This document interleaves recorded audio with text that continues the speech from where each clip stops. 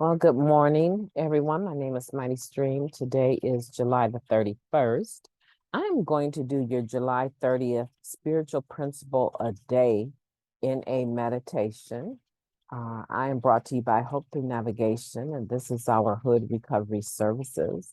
You can reach me at recoveryofhope21@gmail.com.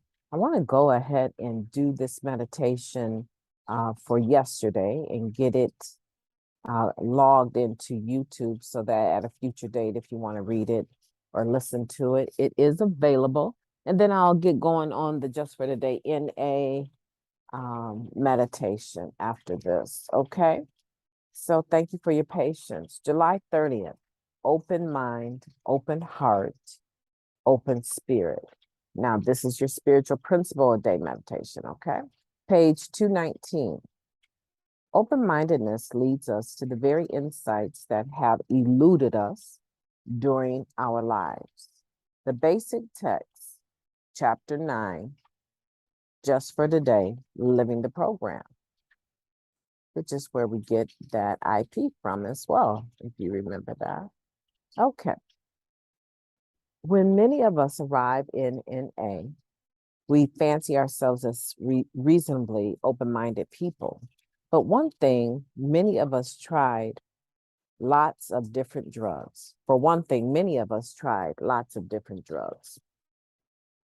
More seriously, we may have an anything goes or live and let live type of attitude and have been tolerant toward others who aren't like us. But were our minds even a tiny bit open to others' insights and opinions or to feedback about our behavior? Could we even listen? Were we able to admit that we might be wrong or didn't know something? Did we believe that we needed to change? And even so, did we believe we actually could? Probably not so much. Our experience tells us that open-mindedness is at the very foundation of change for us. While some NA members may insist that we have to change everything about ourselves, practicing open-mindedness does not mean that everything we know or think we know is worthless. Instead, we gain some carefully raw insight into what behaviors and perspectives we want to keep in our lives and what is no longer serving us today. And we learn to share these insights with others, asking questions, listening to the answers, and then letting those answers resonate helps us to identify our old ideals and patterns, see our behavior more clearly, and actively and act differently when it's called for. Tongue-tied today, my goodness. Open-mindedness is also one of the most indispensable tools for carrying the message to other addicts and for having productive discussions regarding NA service. We learn to listen more to our sponsees and service buddies rather than planning out what we want to say. In the process, hopefully, we grow more comfortable with the concept of, I don't know. As one member put it, we're not here to be right. We're here to be better. Open-mindedness prevents us from running away from problems, ourselves, and each other. Many of us believe that striving to be open-minded keeps us closer to our higher power or to the higher self we want to be. I aim to keep my mind and my heart open. I will listen more and speak less, and I will allow my insights and opinions to evolve as my recovery does. What a beautiful meditation. It seems like there's a lot in there to unpack, but basically what we're talking about is being open-minded, right? Having a willingness to allow the ideals and the beliefs of others, not just hear them, but if they're sound, to influence us. Okay. A lot of times, because we think of spirituality as religion, we try to dismiss that spiritual principles are generally universal. Generally universal. So that what that means is that no religion is able to take ownership of these spiritual principles. That also means that just to say that spiritual principles are not religious is not deep enough, right? Because here in Narcotics Anonymous, we don't care what your religion is, your religion, lack of religion is how we put it, right? So when we're talking about spiritual principles that religion cannot take authority over, the opposite is true as well, right? The other end of the spectrum. So no religion can take authority over it as well. Lack of belief in the institute of religion does not negate your responsibility to have spiritual principles and to develop them and to practice them in all your affairs. That is true as well. I don't know if I'm making sense. I'm trying to make sure that we understand that spiritual principles are universal. They are universal, and that is why they work, right? They work because everyone can use them and everyone can apply them. The playing field is leveled. No one has authority over them, so everyone can have access to them. There is no religion that can say, we thought of the word, the principle of love. Yeah, we own that. We're very loving people, right? No, it may be true of you and your religion, but you don't own the concept of love. It's a tool. It's a virtue that if you have it, there's some other things that go with it. Love is manifested in various ways.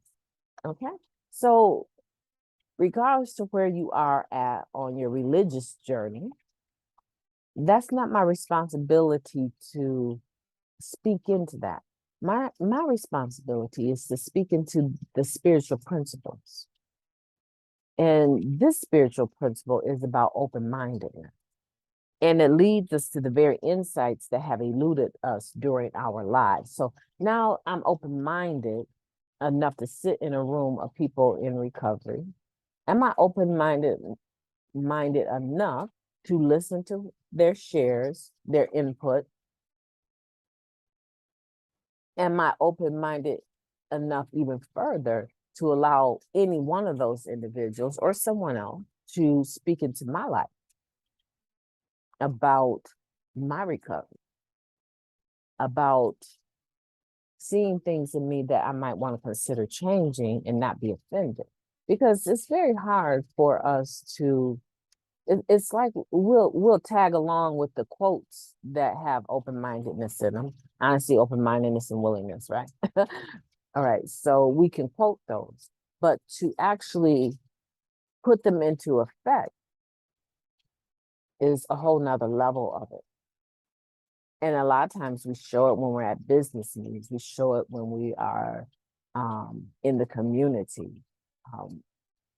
I see very angry looking people shopping that they may be looking angry or preoccupied in their thought, but if it's a long line and they see someone, generally speaking, coming up to the line behind them and they only have one or two items, regardless to how mean they appear to be, I've seen that there's a open-mindedness or a willingness to give preference to this person that only has one or two items.